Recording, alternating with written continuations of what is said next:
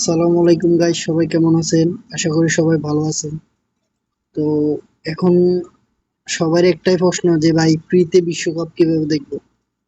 তো আপনাদের জন্য বলা, যদি আপনার হাতে একটা অ্যান্ড্রয়েড ফোন থাকে তাহলে আপনি একবারে ফ্রিতে বিশ্বকাপ খেলা উপভোগ করতে পারবেন। শুরুতে বলে দিতে যে আমি কোনো অ্যাপস এর স্পন্সর করতেছি না। তো বেশি কথা না বাড়িয়ে চলুন আমরা দেখি কিভাবে আমরা ফ্রিতে বিশ্বকাপ দেখব। সর্বপ্রথম আপনার ফোনে যদি গুগল বা ক্রোম থাকে, ওপেন করবেন। ওপেন করার পরে এখানে সার্চ করবেন CRICFY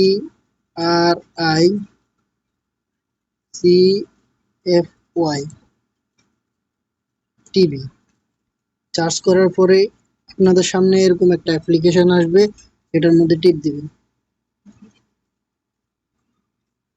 এখানে ক্লিক করার পরে থোড়া একটু অপেক্ষা করতে হবে। আমরা নিচের দিকে যাব। নিচের দিকে যাওয়ার পরে এখানে দেখবো, আমরা অপশন দেখবো।